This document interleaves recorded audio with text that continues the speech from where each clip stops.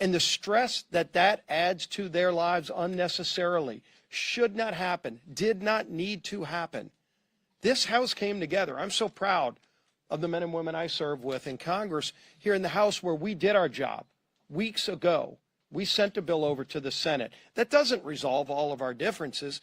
People often say, gee whiz, why can't Washington just get together? You know, which side's going to win this thing? It's not about which side wins. It's about stopping the American people from being the losers in Chuck Schumer's fight while we go negotiate our differences. We have big differences we need to negotiate, and the clean CR that we passed over to the Senate does not resolve those differences. It just gives us some more time to have that negotiation. And by the way, that clock is getting sooner every day. November 21st is not extending every day that Chuck Schumer continues this charade that he's playing with the lives of millions of American families. That date is going to get closer every day, where we're not going to have as much time to negotiate our differences. And how big are those differences? Just look at the wish list, the hostage list that Chuck Schumer filed weeks ago, his demands that he said have to be met before he'll even open up the government again. $1.5 trillion in new unrelated spending Chuck Schumer demanded, including, yes, eliminating all the verifications so that illegals will get taxpayer-funded health care. That's in Chuck Schumer's bill. Chuck Schumer guts the $50 billion rural hospital fund to give taxpayer-funded health benefits to illegals in his hostage demands. That's not going to happen. And so when are we going to have a rational conversation? When are Democrats going to actually become serious in this discussion where they say, let's open up the government and start talking about our differences, about how we're going to get this country back on track? And in contrast, again, just look at what happened yesterday. Some of us were at the White House at just an amazingly emotional ceremony where President Trump posthumously, unfortunately, issued the Medal of Freedom to Charlie Kirk. And his incredibly brave widow, Erica, was there to receive it on his behalf and gave another emotionally powerful speech. And this comes on the heels of President Trump returning from the Middle East, where he was in Israel, he was in Egypt, working with other world leaders to establish historic Middle East peace. President Trump's been doing all those things, and in the middle of doing all of those things, he had to go find time to figure out creatively a way to pay our troops, even though Chuck Schumer wants to defund our troops. Yes, the party, the Democrats, that were for and continue to be for defunding our police now want to defund our military troops by not paying them, by not opening up the government. And the votes are clear. Nobody has to wonder which side is for shutting down the government, which side is for trying to deny troops their pay. We had yet another vote, the 8th time on the Senate floor yesterday. While we were at the White House, the Senate was having that vote on whether or not to open up the government. And you saw Democrats continued, led by Chuck Schumer, to shut down the government and deny troop pay. It's embarrassing. It's not just unserious. It's having devastating consequences on millions of Americans around this country, and it doesn't need to happen. We shouldn't have to wait until the Hate America rally this weekend or whatever it is that's driving Chuck Schumer to keep this going on, this damage that's being inflicted, so that he thinks it's going good for him, while it causes damage, real harm to millions of American families, including our service men and women who are so bravely risking their lives for these great freedoms that we enjoy. We're going to continue to fight for freedom. We're going to continue fighting to open this government and do our jobs. And the whip of our conference is my friend, Tom Emmer.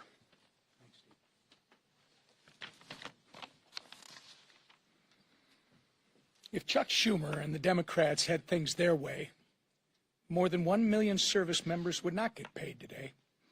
Thankfully, our commander-in-chief stepped up where the Democrats have refused by reallocating funds to ensure our troops received their hard-earned paychecks today. Thanks to President Trump, military families across the country will have the resources they need to continue making ends meet just a little bit longer. Yet, what has been the Democrats' response? Representative Madeleine Dean told CNN yesterday, quote, "This is not the way to run a government," close quote. Making sure our troops get paid is not the way to run a government? You know what is actually not the way to run a government, Representative Dean? Holding the American people hostage over your $1.5 trillion wish list of radical demands. Clearly, the Democrat Party of today is not your grandfather's Democrat Party. They care about one thing and one thing only, appeasing the radical, pro-terrorist wing of their party. And they will inflict the maximum amount of pain on the American people to do it. But it doesn't have to be this way. Republicans have a nonpartisan government funding bill ready in the Senate. We've been talking about it now for more than 2 weeks. It can be sent to President Trump's desk immediately. We could end the Democrats' shutdown chaos today if they would do the right and reasonable thing by passing our clean CR. It contains zero partisan policy riders, no gimmicks. It's the same spending levels that Democrats supported just 6 months ago and that they passed 13 times previously under the Biden administration. But 9 times now, 9 times, the Democrats have refused, shutting the government down in the process and forcing Americans to pay the price. All so they can gallivant around the Capitol making ridiculous videos, childish videos, scream at Capitol police officers who aren't getting paid, by the way, and buy time until their Hate America rally takes place on Saturday on the Mall. It's despicable and it's wrong. We can only hope that they come to their senses and that the madness ends soon. Until then, our message remains the same. Stop playing political games, pass our clean CR, and reopen the government for the people you were elected to serve. Lisa McClain, our conference chair. Thank you.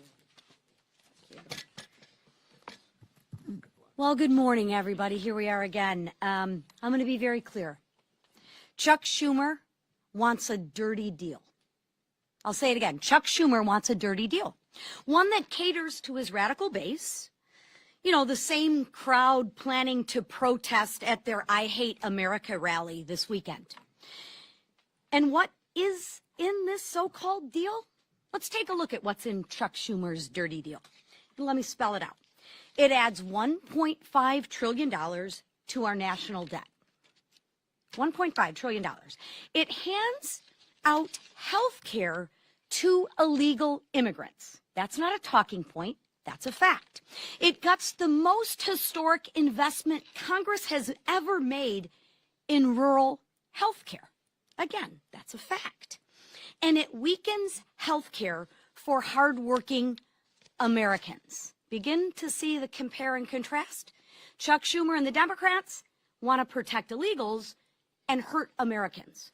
Republicans, we actually want to do what we were elected to do, and that's take care of Americans. Yesterday, we released a new white paper on the facts, which are actually crystal clear. So we don't need to do political stunts and storm the speaker's office, and we just have the facts on our side. And notice, when you can't beat us on the facts, you have to go to emotion. And you have to go to political stunts, and that's exactly what the Democrats are doing. First, the Democrats' proposal eliminates a cornerstone investment in rural health care, putting hospitals and small-time clinics deeper in financial debt. That's a $50 billion cut to rural America. Second, states like California have played games with federal tax dollars to give benefits to, you guessed it, not Americans, that's right, illegals. Republicans actually closed that loophole, saving taxpayers $190 billion. Again, note the compare and contrast. The Democrat bill would reopen that loophole, and don't let them deny it. Make them own their votes. Make them own their stance. Let me remind you, every single Democrat on the 2020 presidential debate stage raised their hand and said taxpayers should pay for health care for illegals. Every single Democrat. So why are they denying it now? because they know it's not popular with Americans, right? They are on the record wanting health care for illegals. Own it, Democrats. Say it loud. Say it proud. You want to put illegals over Americans. Just own it. I'm going to say it again. They are on the record wanting health care for illegals, and their dirty deal that they lay out in black and white. Finally, Democrats' plan forces taxpayers to cover the majority of emergency medical costs for all non-citizens. Another $28 billion tab for who? You guessed it, the American people. So here's the bottom line. The Democrats' proposal would force taxpayers to fund $119 billion in waste, fraud, and abuse. Yes, that's right. The Democrats advocate for waste, fraud, and abuse. Why? Because it's not their money, it's your hard-earned money, including benefits for people that are here illegally. That weakens health care for Americans. It also defunds rural health care. Again, that weakens health care for who? That's right, it weakens health care for Americans. It is absolutely outrageous. So here's my message to Democrats. Tell all of your radical base you're done taking orders. Tell them you're putting America first. Drop the demands, reopen the government, pass the House bill, and let's get back to work for the American people. Thank you. All right, a few questions. Yes. A judge in Florida issued a order against Corey Mills for threatening and harassing behavior from an ex-girlfriend. And according to these court documents, he also instructed a congressional staffer to reach out to her after that initial temporary restraining order was filed. Do you think this is an ethical violation, and do you think any disciplinary action is warranted? I have not heard or looked into the details of that. I've been a little busy. We have a House Ethics Committee. If it warrants that, I'm sure they'll look into that. Yeah. It's been reported for a while. Corey Mills was accused of beating a girlfriend in his D.C. apartment. He was accused of stolen valor by the people that he claimed to have saved on the battlefield that then on the record said that he did not save them. I mean, this has been happening since the beginning of the year. Are you concerned about these allegations against Corey Mills? Look, you have to ask Representative Mills about that. I mean, he's been a faithful colleague here. I know his work on the Hill. I mean, I don't know all the details of all the individual allegations and what he's doing in his outside life. You have to ask him about that. Let's talk about things that are really serious. Back row. Go ahead, Scott. Yeah. OMB put out memos saying that they're going to batten down the hatches and ride out the shutdown.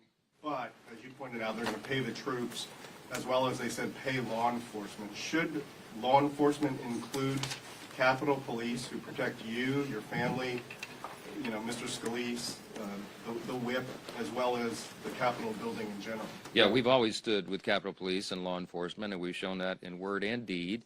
And I can tell you that I was with the president for a couple of hours in the Oval Office last night. I spoke with Russ Vought in the Rose Garden before the Charlie Kirk service. They are, what's the right word, forlorn about this. No one on the Republican side is taking any pleasure in this scenario. Yes, we're always for reducing the size and scope of the government and all of that, but this is not the way to go about it. We don't shut the government down, turn off the funding streams, and then require all these cuts like this. So what they're doing is they're having to triage federal spending, as you know, because anybody, as we've said, any person who's in the White House, regardless of party, and their director of OMB, is given this unfortunate reluctant task. They have to figure out and triage what are the most essential services personnel policies and what are not. They're going to look at that through a partisan lens, but when they look through it through that lens, I mean, we're looking at it right now as conservative Republicans, the White House, that's who serves in the White House right now.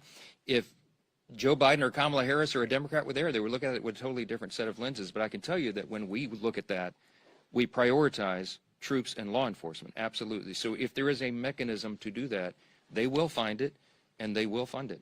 The reason, the way they were able to get the troops paid for this paycheck, and as I said, this is not an enduring solution because we will run out of the funds, but there were some unspent funds in effectively R&D accounts in defense.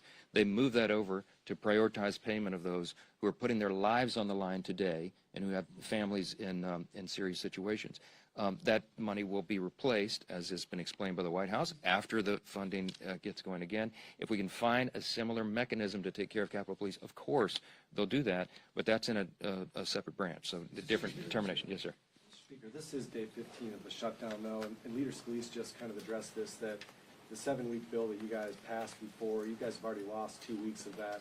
Is there a point in the future where you decide to put either another clean continuing resolution on the floor, like in the next couple of weeks, or why not just put some of your appropriation bills that have passed out of committee on the floor during the shutdown? Our appropriators have been hard at work, even during the shutdown.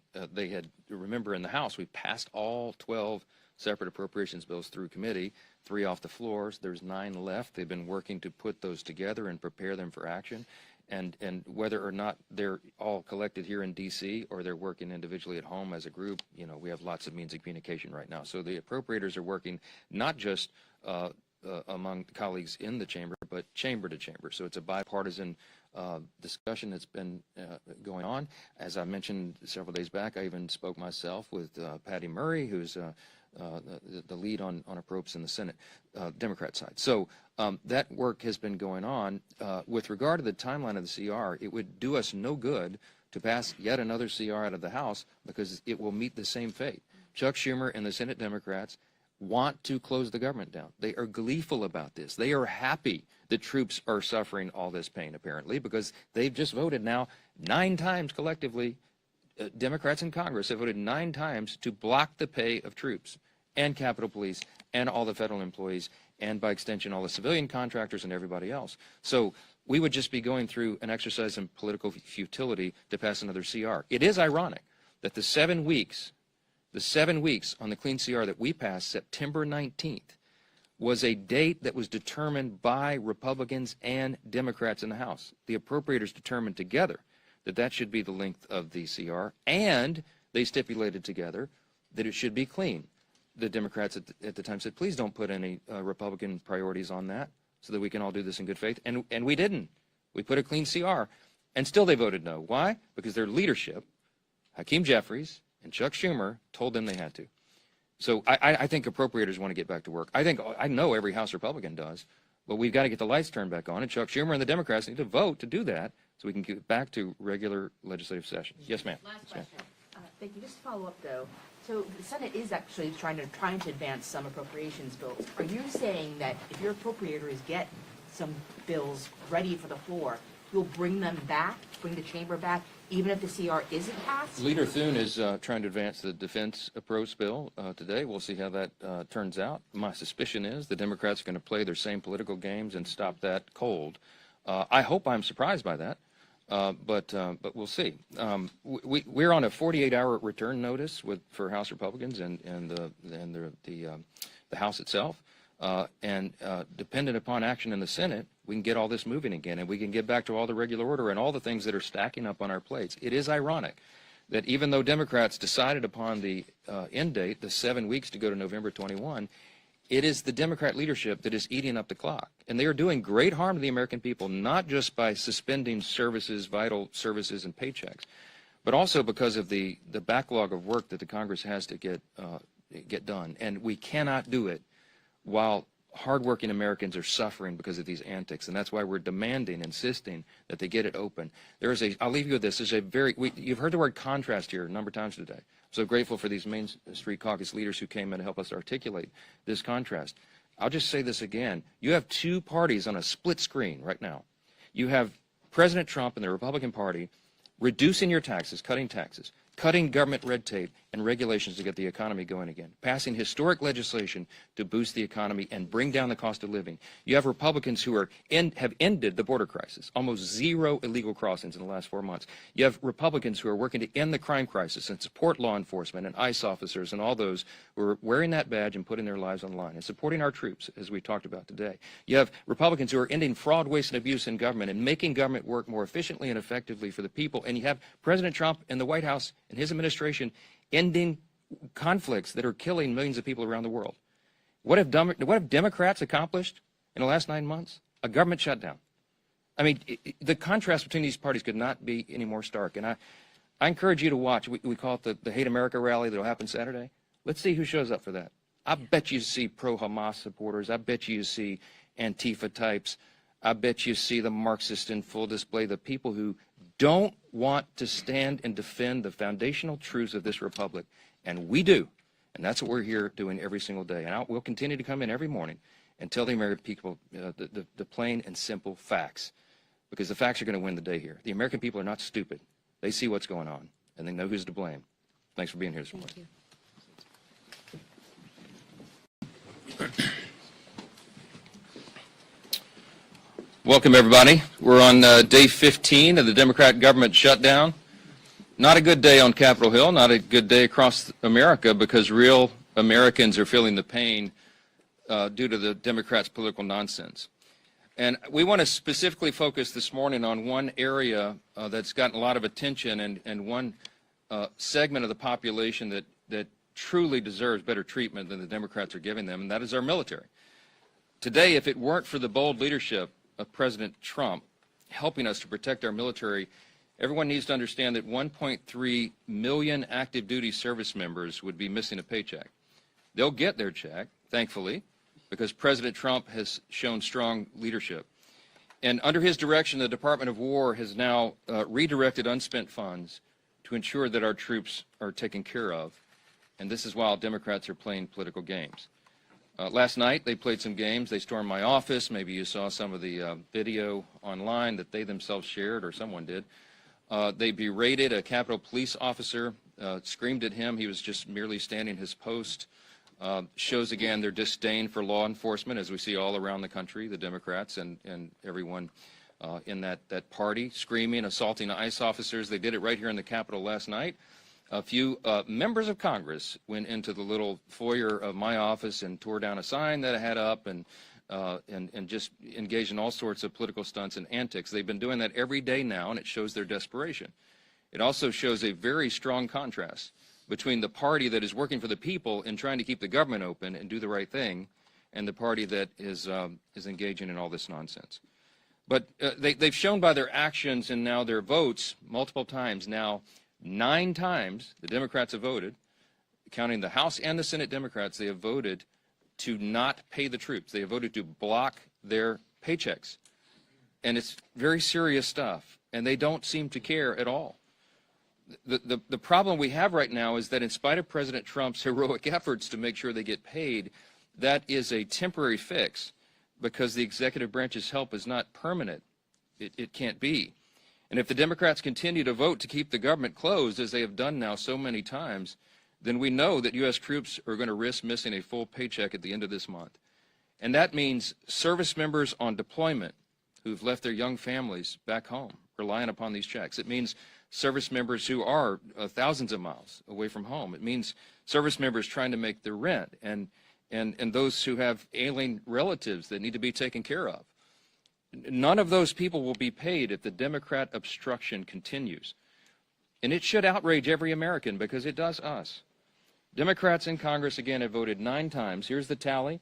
Every single time the Republicans have voted to pay the troops, and by the way, all other federal employees, federal workers, and the Democrats have voted over and over to stop it. And the depressing irony of this, on this particular subject, among all others, is that the most pro-shutdown Democrats actually represent the most active duty service members back home, whom they have taken hostage in this insidious political game. And I want to give you a couple of examples, and this is the actual statistic of the 10 states with the largest military populations. 6 are represented each by 2 Democrats in the Senate who are withholding the paychecks. Here's the list. In California, it's home to 157,000 active duty personnel, the most in the country. Those stationed at Fort Hunter Liggett and Camp Pendleton and Edwards Air Force Base and Vandenberg Space Force Base and others will all miss a paycheck at the end of the month if Democrat obstruction continues. Now, this is worthy of note. Both California senators, Adam Schiff and Alex Padilla, are gleeful about this government shutdown. They agree with Chuck Schumer when he said very candidly just a few days ago, every day of the shutdown gets better for us.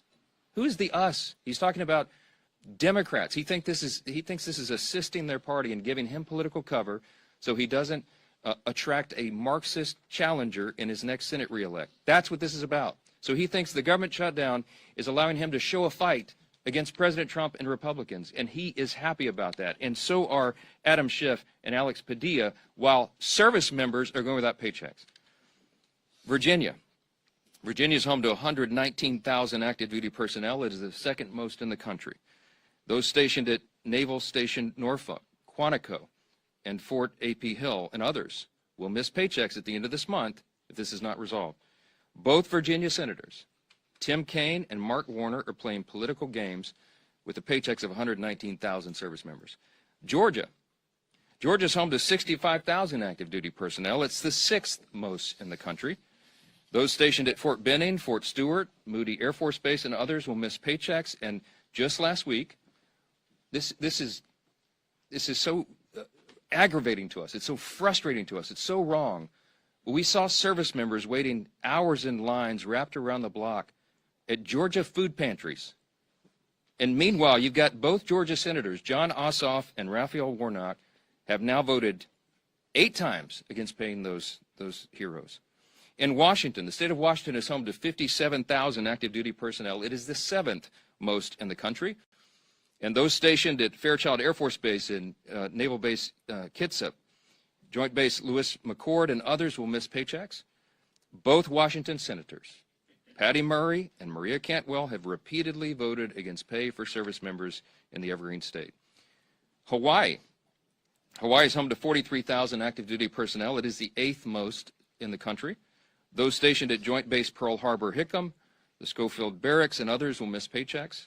And both Hawaii senators, Mazie Hirono and Brian Schatz, have voted against paying soldiers stationed in Hawaii. And by the way, many of them are thousands of miles away from their families.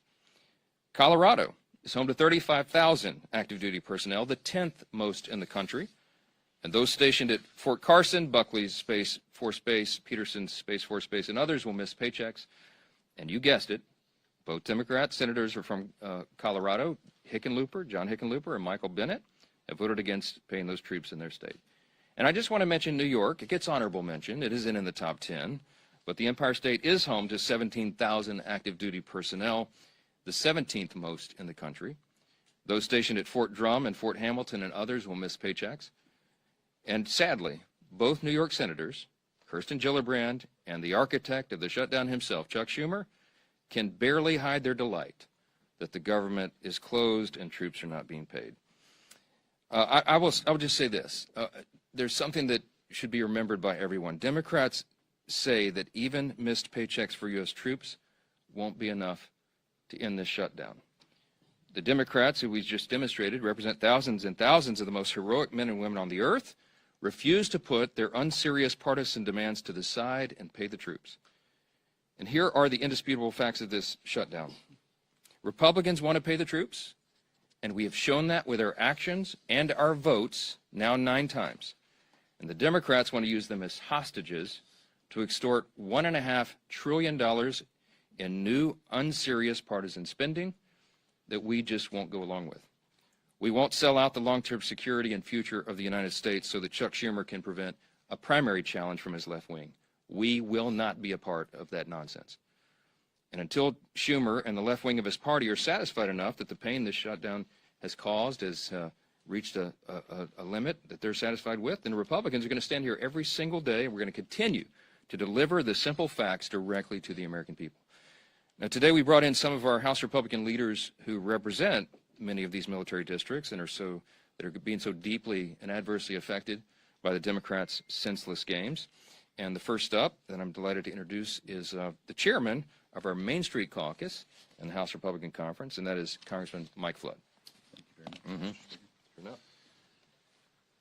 I'll tell you what, the House Republican Main Street Caucus couldn't be more proud of the leadership that we've elected to lead the House of Representatives. We stand united with this team that's remained in Washington to do God's work as we work our way through a very difficult shutdown. Speaking of Main Street, let's talk about what this means. I represent Offutt Air Force Base in Bellevue, Nebraska. We have over 10,000 airmen there. What do? We are in charge of deploying the nuclear triad. Think about that. It's very important work. And today, we have 2,300 of our civilian employees furloughed. We're holding diaper drives. The food pantry is getting stocked with more food. There's uncertainty on that base.